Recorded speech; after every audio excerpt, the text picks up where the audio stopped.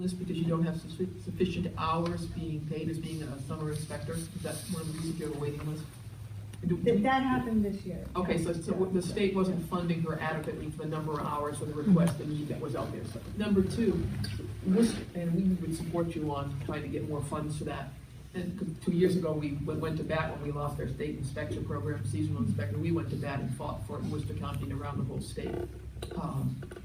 Second point, in the B school people, each county pretty much has a B school, correct? Yeah. I would encourage a state B inspector to be at that B school at least once or twice, have their face recognized by the people in there. We stress, if you've got a problem with your hives, talk to someone in the club, and then we also have a state B inspector on the state here, whether Ken happens to be in our area. Then we reach out, we make them fully aware of what's out there, and that this is a positive resource for them. So I think it'd be nice if the state would have the state B inspectors hit all the clubs, and that person make a face, know these people, and then you can even call them up and say, could you come inspect my hive? When are you gonna be here? I'll take the day off of work. Because I agree, it's wonderful having the person there to help you out the first couple of years, to see what's going on, to help how they read the hive. Just to mention, Worcester's been lucky. The The last time Bristol County was officially inspected was 1990. Yep. It was me. And I still continue. So should we pull him out of there or put me in? And Anita's been inspected this year because I want to say, hey, there's another inspector out here. That's why I had her come in. We put it all over Facebook. And I think she wanted to see an RG hive, but that's another story. Anyways, but that, really, let's think about how we're doing this. We probably got 8,000 hives in Bristol County now. You need an inspector. I mean, every county. It's not, and politically, I could get it done, but it's going to get taken away from you. Exactly. Yeah, but that's not fair. You guys have had a great program. Why would you disrupt a great program? It's me. I go out. I probably work 5 days a week for free, and I meet the beekeepers and talk to them. We need more. Of course we do. So what I'm hearing here is at least 3 different reasons why the regulations aren't so bad the way they are, but we need more funding to implement them. We add that to our list. And again, do not make it punitive to the beekeepers. It's got to be a resource for them. Obviously, we've got to go in and correct the taxonomical errors that have evolved over time that you mentioned, but I mean, other than that, it seems like a lot of it could kind of be left alone. They've been lucky that I'm well-trained, and this I like to do. I mean, Ed comes down, we visit, talk about the bees, he shows me some problems, I show him problems. We've been very lucky. You will find American foul brood quickly. It spreads, and if somebody says it will have American foul brood, then you guys are going to have to come in. Because once you find it's got a huge sample size to it, and it spreads out a mile, as people in here know. If you find one in an area that hasn't been inspected, you're going to be good. That's what happened on the Cape this year, from what I'm hearing from the people on the Cape. But that's another story. They didn't have an inspector either. I guess it's going crazy down there. Did it hop out to the islands yet? I don't know. So Chris, Yeah, I was just going to, comment in regards to the B schools.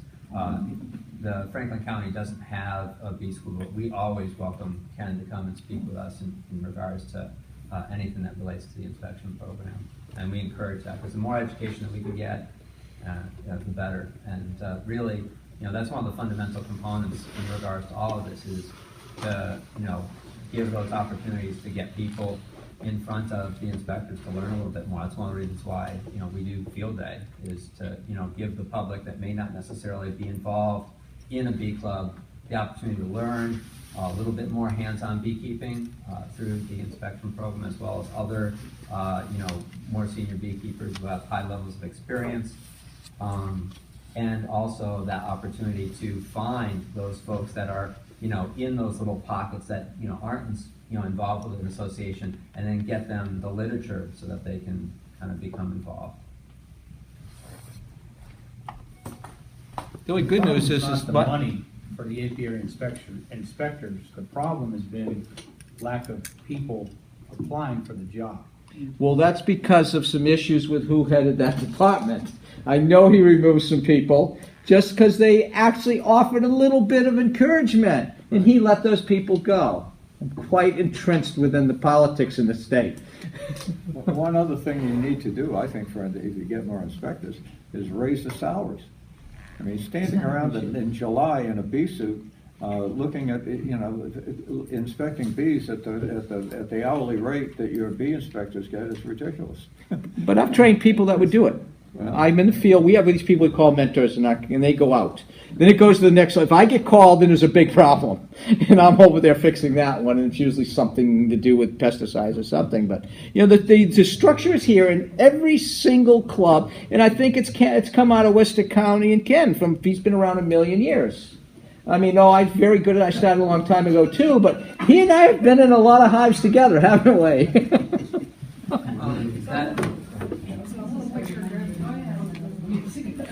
This is a little bit of a side note that I wanted to ask before the meeting, which is, I don't know if it's something that would be possible, but having a statewide, for people that are interested,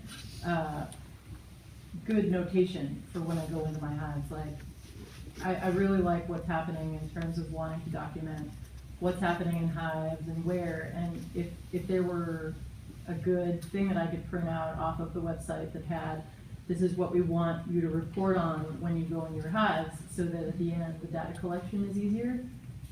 I don't know if that's a possibility, if that's an option, but I think that would be helpful just for data collection and for ultimately communication between state and clubs. Or even to add on to that, if we wanted to modernize beekeeping, God forbid, we could develop an app for Massachusetts beekeepers so that it could help with communications with all of these things, maybe graphing and disease tracking. Did you get propolis on your keyboard? Yep. All my equipment has propolis on it. We'll always do it a little bit after, but that's just something also to help disease Good tracking, point. real-time graphing, honey production averages, information, continuing ed. Just the GPS said, hey, let's start there. Beehive here, GPS. So just as a kind of, we have about 15 minutes left for this room, and I just, before we get to the close, I want to make sure everybody gets a chance, but maybe we'll go around the room and let everybody have maybe a minute if they didn't get a chance to speak. And then before we do this, if I could just get a consensus, a raise of hands, if there is another meeting that you all would like to have on this topic. So if you're interested in having another meeting, if you just raise your hand, we get an idea of the people who have a meeting. Okay. Maybe a slightly different topic or very pointed topics. Well, Kim, I was just gonna make an observation that is this actually going to be going away, or is it going to be edited? Because we should go through line by line, and those are the comments you should be taking down on a line by line basis. Because I'm looking at different things. We're looking at reporting to the Bureau of Plant Industries. Is that still valid? So those are the edits that we did like early on. Like that's when I said when we edited this. Those are like the easy things. Like that's no longer, that's But not really in there are existence. other questions that I'm going through this now, listening to everyone's discussion, that maybe some of the paragraphs can be taken out and something new can be added in. It certainly needs to be a tool that can be used by MDR and the beekeepers. But we should be going through this line by line and deciding whether it's good to keep in or what else we can add in. And for sure, if you wanna send that line by line, and we can talk about as a group I'm not sure, I think usually when they do these listening sessions, from what I've understood in the past, they have like a podium in the middle of the room with a microphone, and people come up, they say their name, they give a spiel, and then they sit back down. So this was like a really nice group discussion, kind of mixed in with that, so I think it's a nice format for This this is group. better format than. Yeah. But I know that if we go line by line, if that's something that you all wanna do next time, I mean, that's definitely. Well, I've been involved with other public hearings for zoning bylaws, and we generally have a draft that's given to the public to review and invite the public in to discuss that draft. We don't have a draft here, and I'd like to propose that we all go through this so that we come up with that draft. Well, and to second what you're saying, I don't think we should just scrap this and start all over again. I think what needs to come up next is a red line version of the existing Yes, I agree. regs.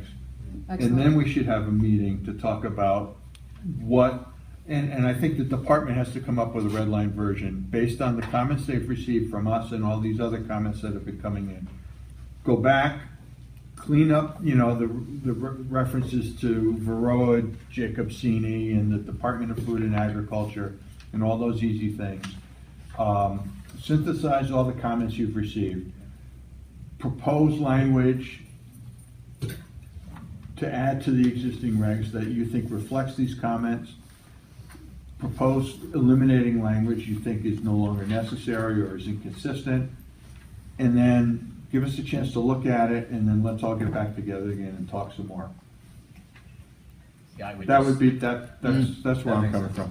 Yeah, And- just second what Tom said, I'm not sure, I agree with what you're saying, but I'm not sure editing by committee, line by line, is really the correct use of our time. I think there's been a lot of input here, that people could send in, as Kim said, specific edits that we want. I think the staff can then do a redraft, and then if we come back together again, you've got Well, something to look at and react to. that's why I'd like to put it on the department to, But I to agree with you take that it be a run red at- line, so that we could see Yes, where it's coming from and where it's going definitely. to. Because, I Yes. mean, after this informal process, then there's gonna be a public comment draft that Exactly. goes out. Yeah. That they're gonna have to, and I think, and I wanna give Kim credit for this.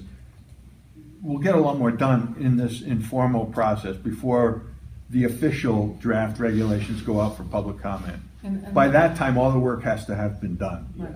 At least as far as the beekeeping community goes. What I wanted to ask him is, what is the timeline by which this needs to be done? So this is what I need to ask Tara, because I know there was a timeline for all regulations to be reviewed, and I think that she was pushing to try to get us an Is it extension. June